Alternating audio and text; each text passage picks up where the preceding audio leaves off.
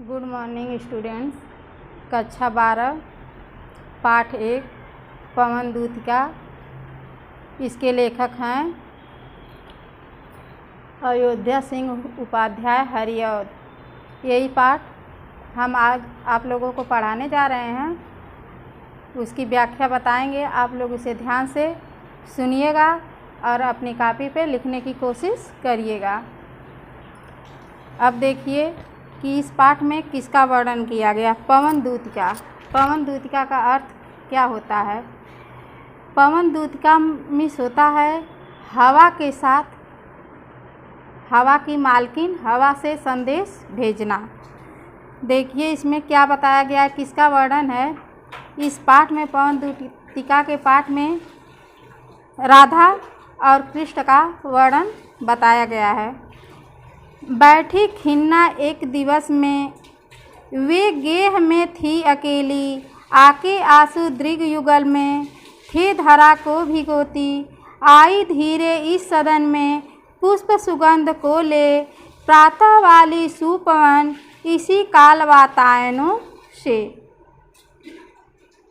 देखिए, बैठी खिन्ना एक दिवस, वे गेह में थी अकेली।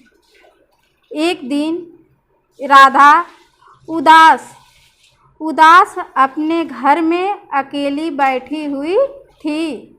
आके आंसू दृग युगल में, थे धरा को भिगोती। युग माने दोनों, दृग माने आँख। वे अपने आँखों से आंसू ऐसे गिरा रही थी, मालूम पड़ता था कि वे धरती को भिगो रही हैं। आई धीरे इस सदन में, पुष्प सुगंध को ले, प्रातः वाली सुपवन, इसी काल वातायनों से। यहाँ पे देखिए वातायनों माने खिड़कियों से। आई धीरे इस सदन में, पुष्प सुगंध को ले, प्रातः वाली सुपवन, सुबह होते ही वे उस खिड़कियों से ऐसी सुगंध आई जैसे मालूम पड़ा किसी पुष्प की सुगंध हो। सुबह होते ही खिड़कियों के रास्ते से जहाँ पे राधा बैठी हुई थी, वहाँ पे ऐसी सुगंध आई हवा के साथ, मालूम पड़ता था कि किसी पुष्प की सुगंध हो।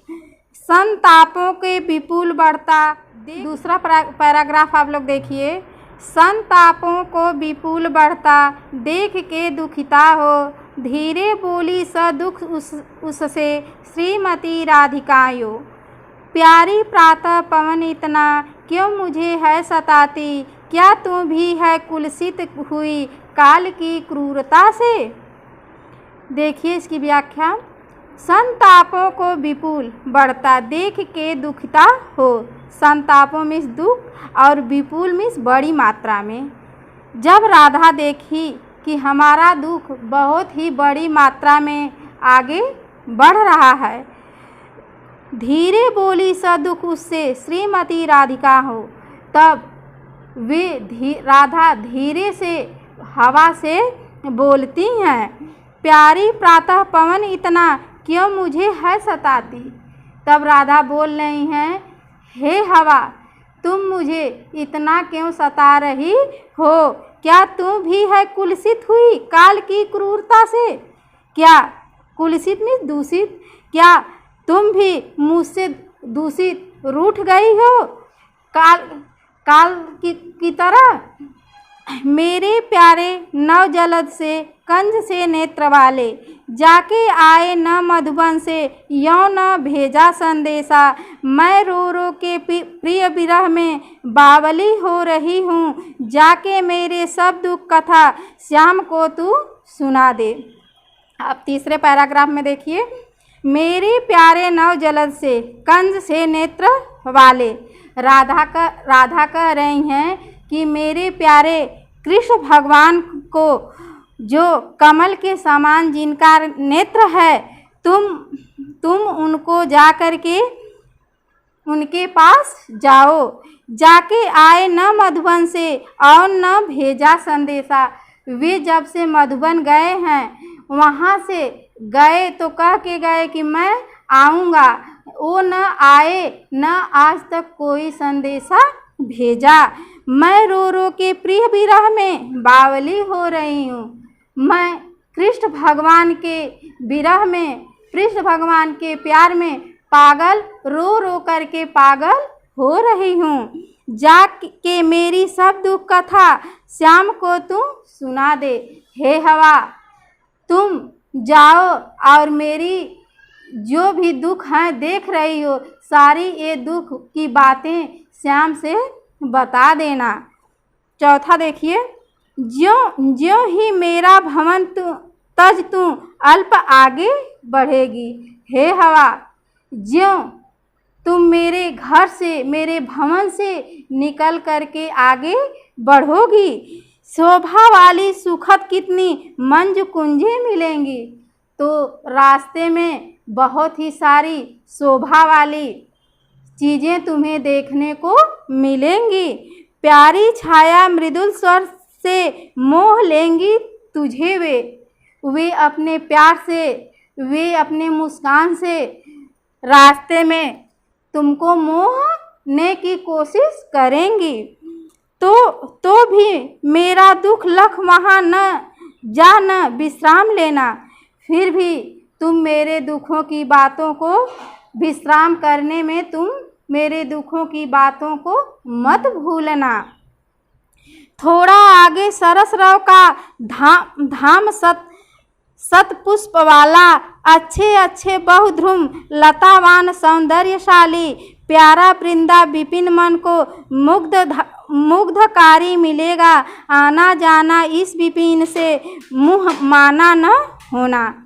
थोड़ा आगे सरसराव का धाम सतपुष्प वाला, और फिर तुम थोड़ी आगे बढ़ोगी तो तुम्हें अच्छे अच्छे पुष्प वाले धाम मिलेंगे, अच्छे अच्छे बहुध्रुम लतावान सौंदर्यशाली, और ऐसे पुष्प मिलेंगे, ऐसे धाम मिलेंगे अच्छे अच्छे कि जिसपे सुंदर सुंदर लताएं सौंदर्यशाली देखने में बड़ी ही सुंदर लगेंगी।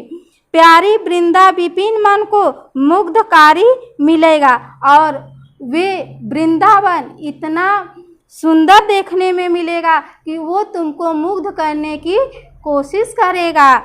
आना जाना इस विपिन से मुँह माना न होना। भले ही तुम उस रास्ते से आना और जाना, लेकिन तुम वहाँ रुकने की कोशिश मत करना।